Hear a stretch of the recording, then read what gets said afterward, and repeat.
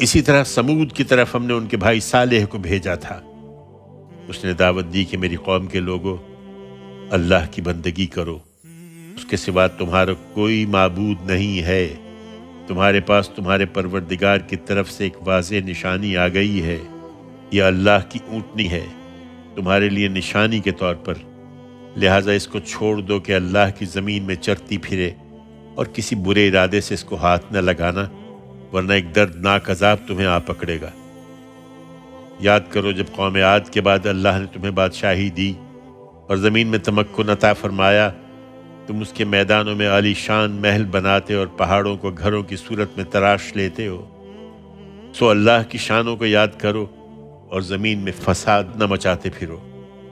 اس کی قوم کے بڑوں نے جو متکبر ہو چکے تھے، اپنی قوم کے ان زیر دستوں سے جو ایمان لے آئے تھے کہا، کیا تم سمجھتے ہو کہ صالح اپنے رب کا بھیجا ہوا ہے؟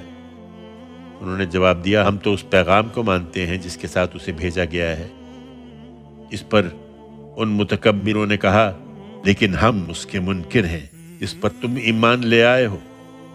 پھر انہوں نے اونٹنی کی کوچیں کاٹ دی اور پورے تمرد کے ساتھ اپنے پروردگار کے حکم سے سرتابی کی اور کہہ دیا کہ اے صالح، اگر تم خدا کے بھیجے ہوئے ہو تو ہم پر لے آؤ وہ عذاب جس کی تم ہمیں دھمکی دے رہے ہو۔ آخر ایک سخت تھر تھراہٹ نے انہیں آ لیا اور وہ اپنے گھروں میں اوندھے پڑے کے پڑے رہ گئے۔ اس وقت صالح یہ کہتا ہوا انہیں چھوڑ کر چل دیا کہ میری قوم کے لوگوں، میں نے تو اپنے پروردگار کا پیغام تمہیں پہنچا دیا اور تمہاری بہت خیر خواہی کر دی، مگر تم خیر خواہوں کو پسند نہیں کرتے۔